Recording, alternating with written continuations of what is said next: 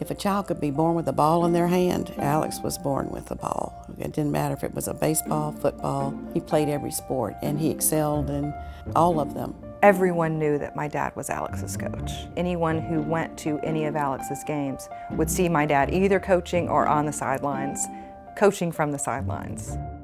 Dr. Michael King initially discouraged his son from playing football. He wanted to protect Alex from the types of debilitating injuries that his family says ultimately robbed him of his health and his career as an orthopedic surgeon.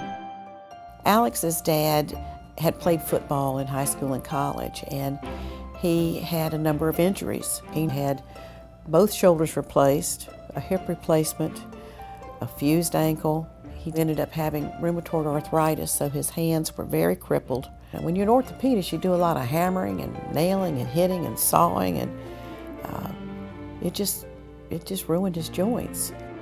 I'd always heard what an incredible athlete he was, but he couldn't really play sports anymore.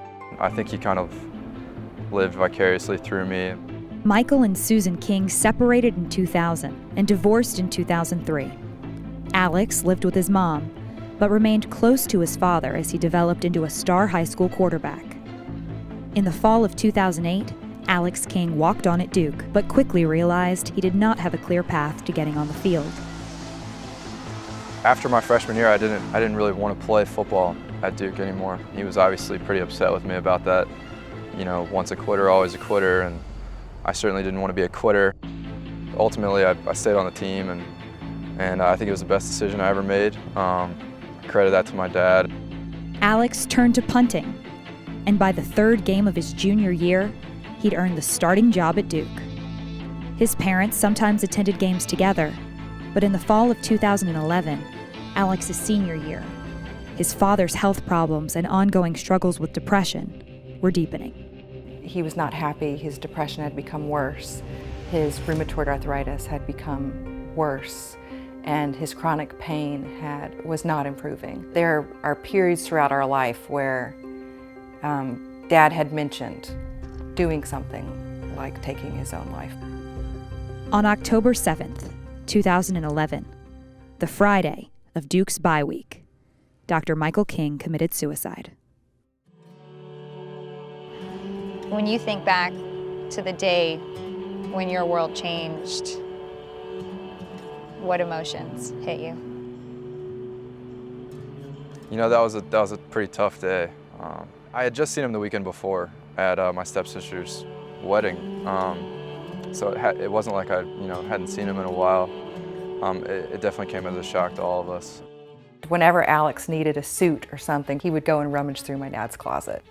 And when he was standing up in front of the close to 1,000 people who were at the funeral, Alex talked about how much he looked up to my dad.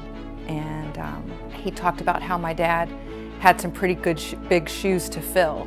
And then he looked down at his own shoes and he said, you know, I'm actually wearing his shoes right now, and they fit pretty well. 4 days after his father's funeral, Alex was back on the field against Florida State. You know, Michael was a real planner, and I'm sure having a bye week so that Alex wouldn't have to miss a game was part of his plan. Alex had the best game of his career, averaging 53.2 yards on 5 punts. But brought me into his office after the game and gave me a game ball. And I think my dad was up there sort of giving those balls a little boost as they were sailing through the air. Alex finished the season with second-team All-ACC honors, but he wasn't sure he wanted to return for a 5th year of eligibility. I think I was just a little bit tired and a little bit emotionally exhausted. Just wasn't ready to totally commit to anything at all. Around February, I pretty much made the decision that I needed to come back, and the thought just sort of crossed my mind, well, you know, maybe we can look elsewhere. John Mack is a very good friend of mine, and John's his uncle. All of a sudden, John calls me this spring and says, do you need a punter? And I said, do I need a punter? Yes. 2 weeks later, I came down for a visit, and it was the spring game here, and I was blown away and just fell in love with the place right away. Alex enrolled in graduate school at Texas that May. Coach Applewhite sort of asked me if there were any special requests, and you know, The one thing I asked him if I could get was if I could get a number under 20. He just said, how about 15?